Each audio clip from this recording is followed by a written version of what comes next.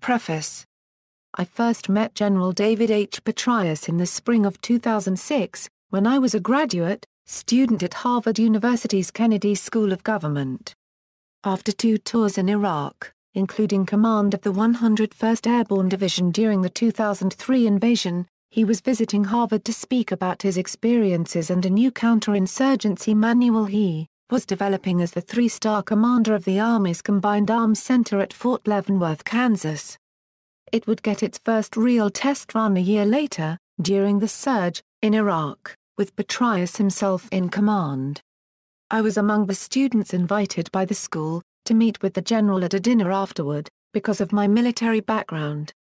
I, too, was a West Point graduate, and I had been recalled to active duty 3 times to work on counterterrorism issues in the wake of the 9/11 attacks.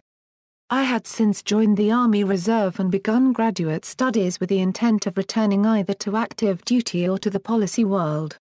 I introduced myself to then Lieutenant General Petraeus and told him about my research interests. He gave me his card and offered to put me in touch with other researchers and service members working on the same issues. I later discovered that he was famous for this type of mentoring and networking, especially with aspiring soldier scholars. He immediately responded to the email, inviting me to bounce ideas off him. I took full advantage of his open-door policy to seek insight and share perspectives. Soon after his visit to Cambridge, Petraeus assumed command of the multinational force in Iraq and the plan to surge nearly 30,000 additional U.S. forces to pull the country back from the brink of civil war. The focus of his command would be comprehensive civilian military counterinsurgency operations, protection of the Iraqi population from insurgents' intimidation, coercion, violence and murder. To accomplish this task, he moved U.S. forces off big bases and into small outposts in the community. Violence escalated and casualties soared, forcing even advocates to question whether the surge would work. But living among the people paid dividends in trust, familiarity and better intelligence. By midsummer, with Petraeus also supporting reconciliation that would grow to include more than 100,000 former Sunni insurgents and Shia militia members, violence had started to fall. By the following summer, the country had stabilized and the surge forces had started coming home. Petraeus had believed the surge could work, and he had overseen its successful execution together with a team of U.S., coalition and Iraqi civilian and military partners.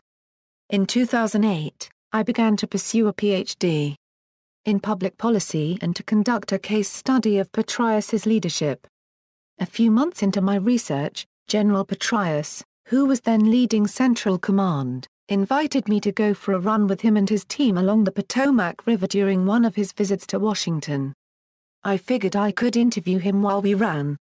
Soon I learned what Petraeus means when he says, "The only thing better than a little competition is a lot of competition."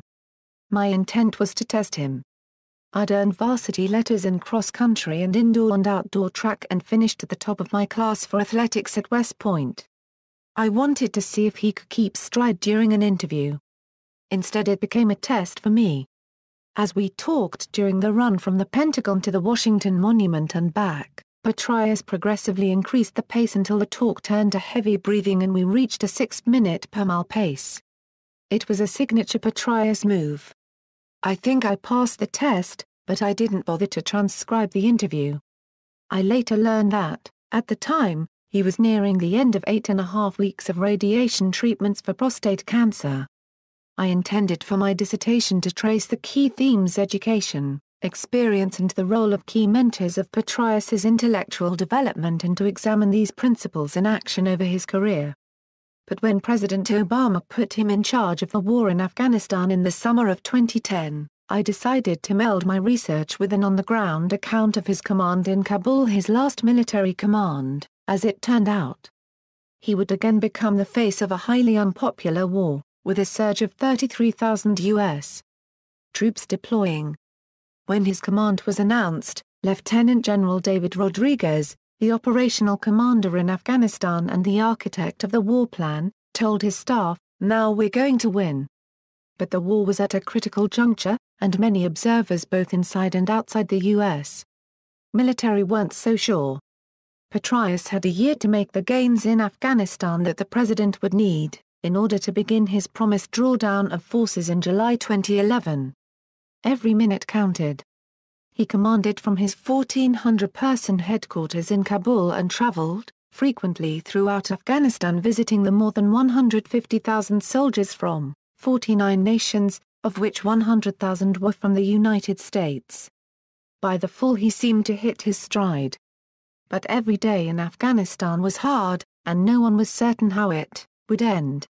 This was the story I would report across several months in Afghanistan, observing Petraeus and his team, embedding with combat units, and interviewing dozens of senior officials, officers, soldiers and Afghans. I spent time with infantry, artillery, special operations forces and other military and civilian elements. I reported from the headquarters of the International Security Assistance Force in Kabul, the United Nations Assistance Mission in Afghanistan, and the U.S. Embassy. I flew by helicopter to the sandy desert of Helmand Province, the jagged mountains of the Hindu Kush in eastern Afghanistan and Kandahar's lush Arghandab River Valley. I broke bread with Afghan ministers, businessmen and barefoot villagers. I ate MREs and tea rations in the field with our soldiers, some of whom were my former peers or West Point classmates. I traveled with retired General Jack Keane on a theater-wide assessment in February, and I covered Petraeus's trips back to Washington for his testimony on the war before Congress, his drawdown discussions with the White House, his confirmation hearing to become director of the CIA and his last week in Kabul. Throughout, I had numerous interviews, and innumerable email exchanges with Petraeus and his inner circle. Beyond a strategic focus on Petraeus, his intellectual journey and his larger initiatives, this book also chronicles the year of war at the tactical level through the eyes of 3 battalion commanders in the 101st Airborne Division, Air Assault, the same division Petraeus had led during the 2003 invasion of Iraq. Lieutenant Colonel David Flynn commanded a repurposed artillery battalion, the Top Guns, in the Arghandab River Valley, the Taliban's home terrain. Lieutenant Colonel J.B. Vowell led his No Slack battalion on large-scale air assaults into the mountains of Kunar Province, in eastern Afghanistan. And Lieutenant Colonel David Fivecoat, my West Point company mate and Petraeus's aide in Bosnia and during the invasion of Iraq, directed operations in Taliban-infested Azi province in south-central Afghanistan. Finally, the experience of Major Fernando Lujan, a Special Forces officer and specially trained Afghan hand, stands as a cautionary tale about the limits of passion and expertise in the face of military bureaucracy. All of their stories are rich examples of leadership on the line. History has yet to fully judge Petraeus's service in Iraq and Afghanistan, his impact on the U.S. military and his rank among America's wartime leaders. But there is no denying that he achieved a great deal during his 37-year Army career, not the least of which was regaining the strategic initiative in both wars that followed the terrorist attacks of September 11, 2001. His critics fault him for ambition and self-promotion.